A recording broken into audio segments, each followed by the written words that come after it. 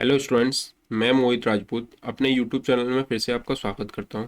मैं अभी आपको ज्योमेट्री पढ़ा रहा हूं और ज्योमेट्री में मैंने पिछली वाली वीडियो में जो सेशन कवर किया था वो साइड परपेंडिकुलर बाइसेक्टर था। क्या? Side perpendicular bisector. ठीक है।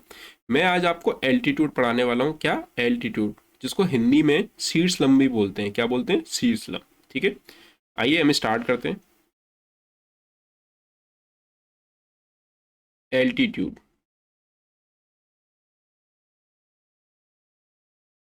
एल्टीट्यूड या फिर इसको हाइट भी बोलते हैं। क्या बोलते हैं? हाइट। ठीक है, इसको हिंदी में शीर्षलम बोलते हैं। क्या बोलते हैं? शीर्ष। ठीक है, या फिर ऊंचाई। ठीक है, जैसे मुझे कोई ये ट्रायंगल दे रखा है, ये मुझे कोई ट्रायंगल दे रखा है, इसके वर्टेक्स ए, बी और सी दे रखे हैं। इसके वर्टेक्स ए, बी, सी दे रखे हैं। अब अगर मैं एल्टीट्यूड की बात करूं, एल्टीट्यूड क्या होता है या शीर्षलंब क्या होता है, तो किसी भी वर्टेक्स से सामने वाली भुजा पर जो 90 डिग्री का कोण बनाती है, 90 डिग्री का कोई कोण बनाती है, जो लाइन 90 डिग्री का कोण बनाती है, उसको क्या बोलते हैं हम लोग? शीर्षलंब बोलते हैं। क्या बोलते हैं? शीर्षलंब। ठीक है, या फिर एल्टीट्यूड। ये यहाँ पे 90 डिग्री का कोण बनाएगी तो इसको क्या बोलेंगे? एल्टीट्यूड। एल्टीट्यूड या शीर्षलंब। ठीक है, शीर्षलंब क्या होता है? किसी भी वर्टेक्स के सामने वाली भुजा पर जो लाइन 90 डिग्री का कोण बनाती है उसको क्या बोलते हैं हम लोग? एल्टीट्यूड या शीर्षलंब। मैं आशा करता हूं कि इस बात को समझ पाएंगे। ठीक है, आइए हम आगे चलते हैं। जैसे मुझे ये कोई ट्रायंगल दे रखा है, मुझे कोई ये ट्रायंगल दे रखा है, इसके वर्टेक्स दे रखे हैं ए, बी और सी। अब मैंने तीनों वर्टेक्स से इसके एल्टीट्यूड डाल दिए। ये पहला ए से बी सी पर, बी से ए सी पर और सी से ए बी पर। ठीक है, मैंने तीनों इसके एल्टीट्यूड या शीर्षलंब डाल दिए। अब देखिए, ये कहीं ना कहीं एक पॉइंट पे जाके एक दूसरे को कट कर रहे हैं, उसको मैं ओ मान लेता हूँ। क्या मान लेता हूँ? ओ। तो एक बात ध्यान रखनी है कि जहां पर तीनों एल्टीट्यूड एक दूसरे को कट करते हैं, उसको हम क्या बोलते हैं? ऑर्थो सेंटर बोलते हैं। क्या बोलते हैं? ऑर्थो सेंटर बोलते हैं। ऑर्थो सेंटर, हिंदी में इसको बोलते हैं लंब केंद्र। ठीक है, लंब केंद्र। क्या? तीनों एल्टीट्यूड एक एक पॉइंट पे जाकर एक दूसरे को कट करते हैं, उसको ऑर्थो सेंटर या लंब केंद्र बोलते हैं। मैं आशा करता हूं कि इस बात को समझ पाएंगे आप लोग।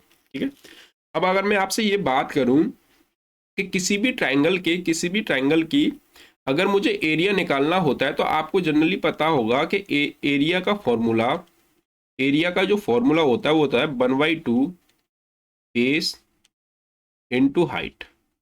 यही तो होता है। ठीक है, यही होता है। तो देखिए, इसमें तो तीन तीन हाइट दे रखी है इसने, तो क्या मैं कई तरीके से इसका एरिया निकाल सकता हूं? क्या आप कहेंगे? हाँ। ठीक है, तो अगर मैं एरिया की बात करूं, जब मेरे को लंब केंद्र दे रखा हो या ऑर्थो सेंटर या फिर एल्टीट्यूड दे रखा हो, तो आप में अगर मैं इसकी हाइट ए डी मान लूँ, ए इसको नाम देते हैं डी ई एल। अगर मैं ए डी हाइट मान लूँ तो आप यहां से कहेंगे 1/2 बेस होगा B C into A D. ठीक है, अगर मैं अब के यहाँ पे हाइट बीई मान लूँ तो आप यहां से कहेंगे 1/2 इंटू बीई इंटू ए सी। क्या बेस क्या होगा? ए सी। अगर मैं आपके हाइट सी एफ मान लूँ तो आप यहां से कहेंगे 1/2 C F into A B. ठीक है, यह हो सकते हैं कि इसके फॉर्मूला, एरिया निकालने का फॉर्मूला ये हो सकते हैं, ठीक है। अगर कोई हमसे यहाँ पे हाइट देके अगर इनकी साइड पूछ लिया है, साइड का रेशियो पूछ लिया जाए, तो वो हमारा जो होता है AD AD sorry AD ratio BE ratio C F, ठीक है। तो यहां से 1/2 B C sorry BE ratio 1/2 A C sorry AD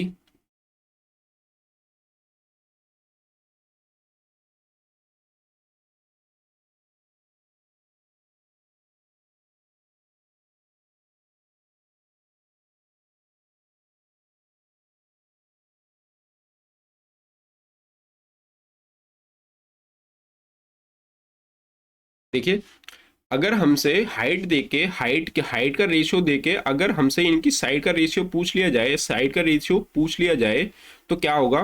अगर हाइट दे रखी है तो height AD AD ratio BE ratio C F, ठीक है। तो एडी बराबर होता 1/BC ratio 1/AC ratio 1/AB, ठीक है। अगर हमसे इसके हाइट का रेशियो दे रखा हो तो मैं इसकी साइड का रेशियो निकाल सकता हूं, ठीक है। कैसे निकाल सकता हूं, 1/BC 1/AC और 1/AB। जो हाइट दे रखी हो उसको 1/BC, मतलब उसका अगर मुझे बेस निकालना हो तो मैं ऐसे करके निकाल सकता हूँ, ठीक है। मैं आशा करता हूँ कि इस बात को समझ पाए होंगे। ये इसको नंबर पॉइंट 1 बना लीजिए, ठीक है। अगर मैं इसके नंबर 2 पॉइंट की बात करूं, नंबर 2 पॉइंट की बात करूं देखिए, जैसे मुझे ये कोई ट्राइंगल दे रखा है, ठीक है। इसको नाम देता हूं ए बी और सी। इसके मुझे एल्टीट्यूड दे रखे हैं, 2 एल्टीट्यूड दे रखे हैं, ठीक है। जो एक दूसरे को ये ऊपर कट करते हैं, ये भी 90 डिग्री का कोण बनाता है और ये भी 90 डिग्री का कोण,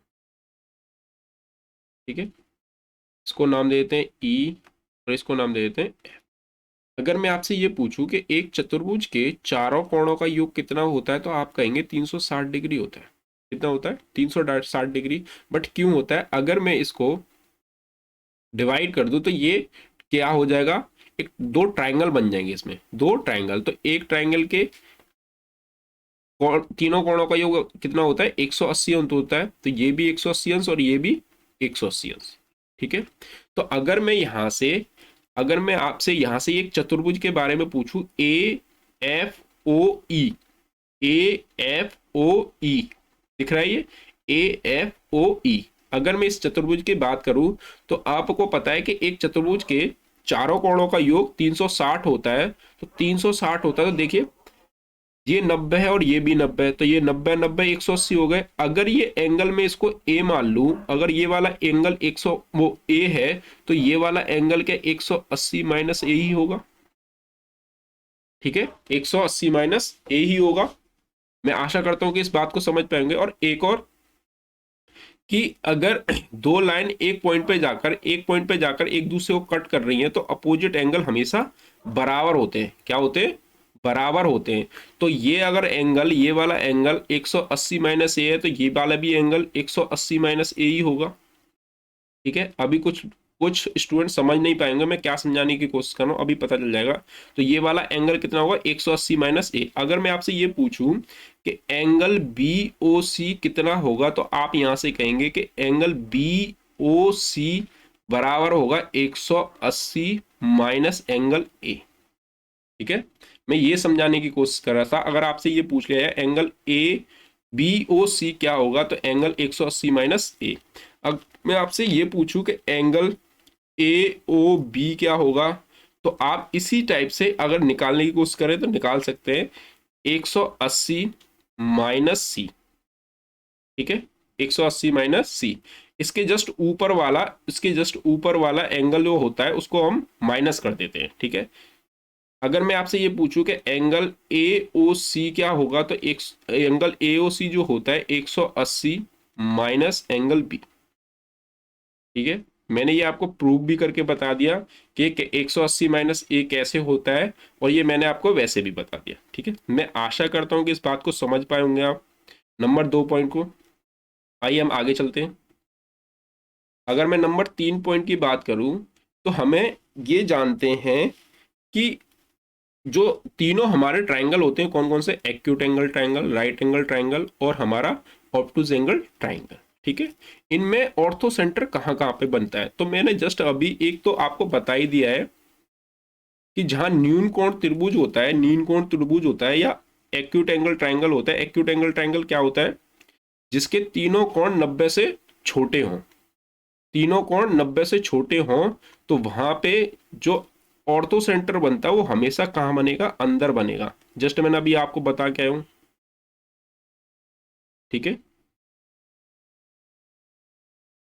ये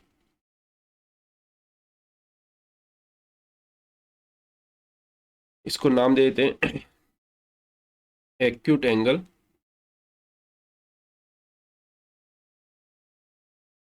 ट्राइंगल। न्यून कोण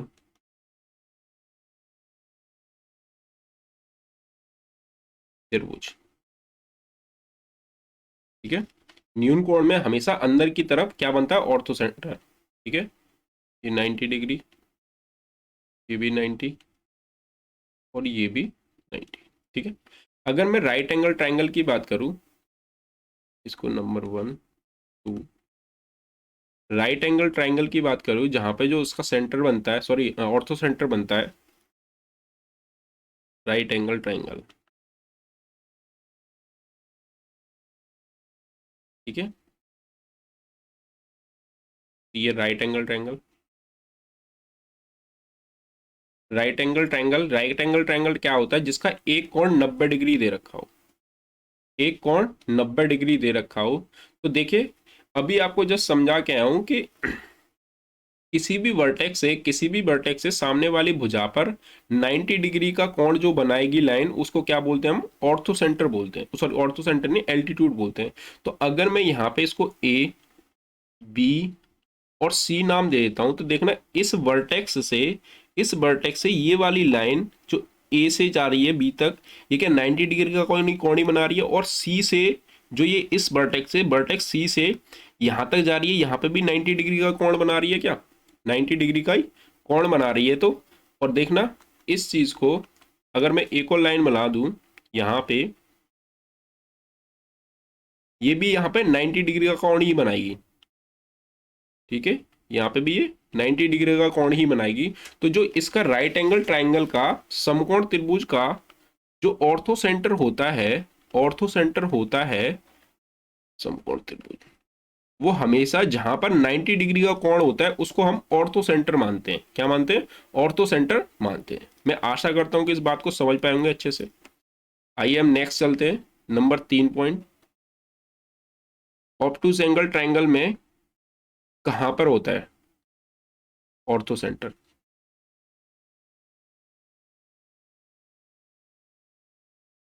इसको हिंदी में बोलते हैं अधिक कोण। अब अधिक कोण क्या होता है, अधिक कोण जिसका एक एंगल 90 डिग्री से बड़ा हो,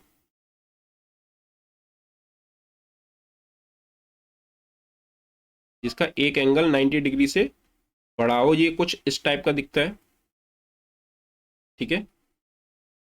अब देखिए, मैंने अभी आपको बताया कि एल्टीट्यूड, सबसे बड़ी बात है कि एल्टीट्यूड कहाँ पे जाके बनेगा, तो एल्टीट्यूड इसके सामने वाली भुजा पर 90 डिग्री का कोण बनाए।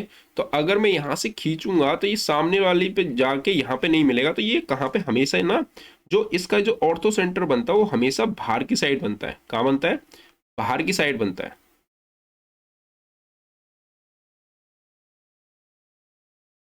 ठीक है। बाहर की साइड बनता है इसका, इसको नाम दे देते हैं O। तो ये तीनों बात ध्यान रखनी है आपको। एक्यूट एंगल ट्रायंगल में हमेशा अंदर की तरफ ऑर्थो सेंटर बनेगा, ठीक है, और राइट एंगल ट्रायंगल में हमेशा 90 डिग्री का जहाँ पे कोण बनता है वहां पे ऑर्थो सेंटर बनेगा, और ऑप्टिक एंगल ट्रायंगल का जो ऑर्थो सेंटर बनेगा वो हमेशा बाहर बनता है। कहाँ पे बनता है? बाहर बनता है, ठीक है। मैं आशा करता हूँ कि इस बात को समझ पाए होंगे। आइए हम नेक्स्ट पॉइंट पे चलते हैं। देखिए, नंबर जो 4 पॉइंट दे रखा है, ये हमें कोई राइट एंगल ट्रायंगल दे रखा है। राइट एंगल ट्रायंगल दे रखा है, इसको मैं नाम दे देता हूँ ए, बी और सी, ठीक है। इसमें एक एल्टीट्यूड भी दे रखा है हमें,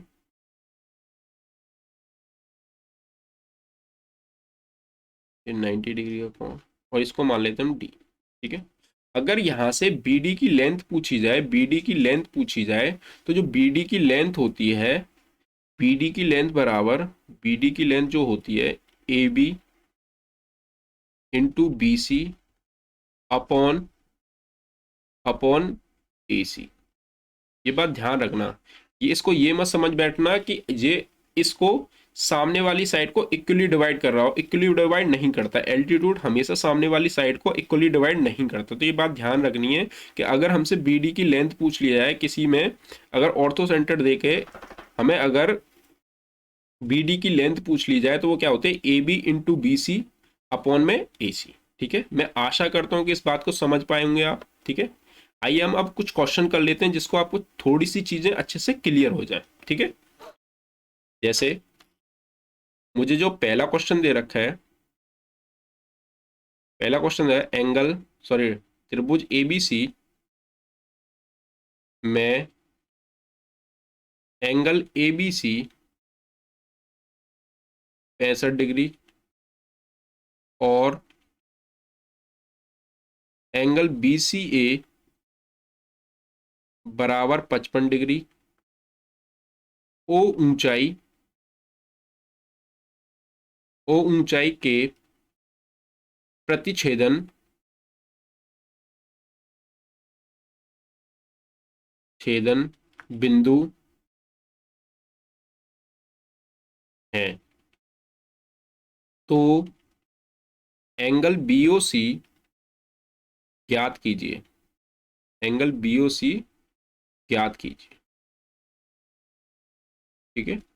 इसके जो ऑप्शन दे रखे हैं, ऑप्शन पहला दे रखा है 100, दूसरा ऑप्शन दे रखा है 110, तीसरा ऑप्शन दे रखा है 120 और चौथा ऑप्शन दे रखा है 130, ठीक है। तो इसने एक ट्रायंगल दे रखा है, ट्रायंगल कौन? ABC,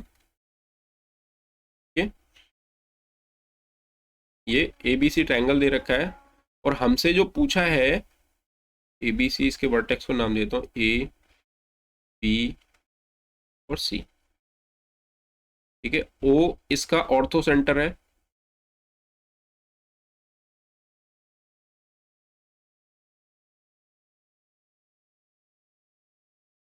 इसको नाम देते हैं EF।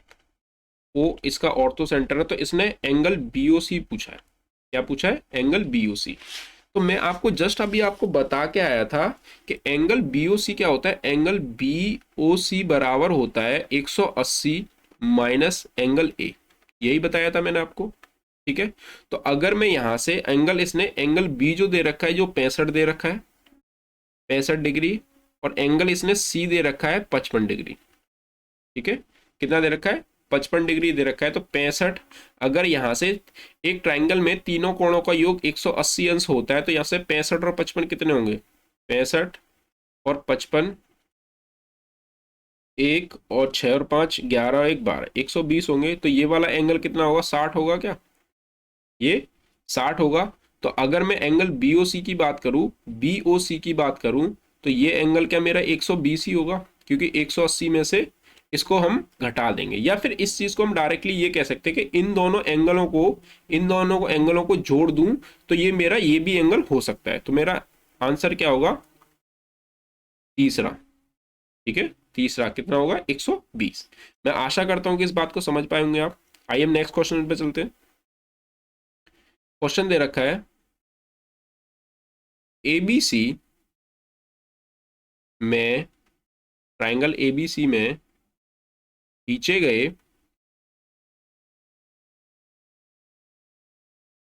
BE, एल्टीट्यूड AC और CF, एल्टीट्यूड AB और लंबवत BE और CF बिंदु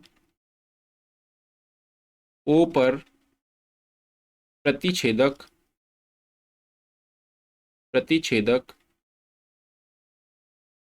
करते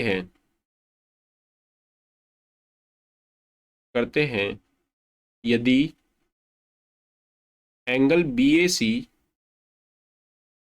85 डिग्री है तो एंगल BOC ज्ञात कीजिए। ठीक है जी, इसके ऑप्शन दे रखे हैं। पहला ऑप्शन दे रखा है 75, दूसरा दे रखा है 65, तीसरा दे रखा है 95 और चौथा दे रखा है 100। ठीक है, तो अब इसने दोबारा से वही पूछ लिया, वही क्वेश्चन है। तो मैं अभी जस्ट आपको बता के आऊं कि एंगल BOC बराबर 180 माइनस एंगल A होता है। ठीक है, तो यहाँ पे एंगल A जो दे रखा है, इसने 85 दे रखा है, तो इसमें से 180 में से अगर मैं 85 माइनस करूंगा तो कितना होगा, 95 ही होगा क्या। ठीक है, तो मेरा ऑप्शन क्या होगा, थर्ड। ठीक है, आइए हम नेक्स्ट क्वेश्चन पे चलते हैं। देखिए क्वेश्चन दे रखा है ट्राइंगल ABC में AD, BE और CF ऊंचाई क्रमशः 1:2:3 के अनुपात में है तो AB ratio BC ratio CA का अनुपात याद कीजिए। ठीक है, इसने AD, BE और CF का अनुपात दे रखा है, तो जो अनुपात दे रखा है वो 1:2:3 होता है। तो मैं अभी आपको बता के आया था कि अगर इनकी हाइट का रेशियो अगर मुझे दे रखा हो तो हाइट के रेशियो बराबर AD, BE और CF बराबर जो होता है वो होता है BC 1/2 BC ratio 1/2 AC ratio 1/2 AB, यही होता है। मैं आपको बता के आया हूँ। तो यहाँ से अगर मैं निकालने की कोशिश करूंगा AB और इसकी सबकी, तो यहाँ से इसका रेशियो जो होगा मैं 1:2:3, ठीक है, इसमें सब में 1 1 और 1 यहाँ पे रख लूंगा इस चीज को। ठीक है, अगर मैं यहाँ से AB, BC और CF का अगर रेशियो निकालना चाहूंगा तो इसका एलसीएम ले लूंगा, कितना होगा 6, या फिर यहाँ पे सबसे 6 से इंटू कर लो।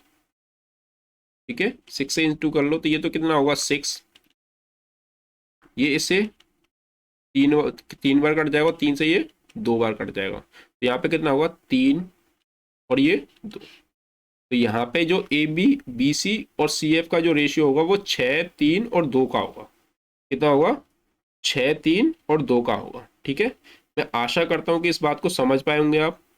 आज के लिए इतना ही, अगले वीडियो में फिर मिलते हैं आपको। अगर हमारा कंटेंट आपको अच्छा लगा है तो प्लीज़ लाइक करें, शेयर करें एंड सब्सक्राइब करें। ठीक है, take care, bye, good night.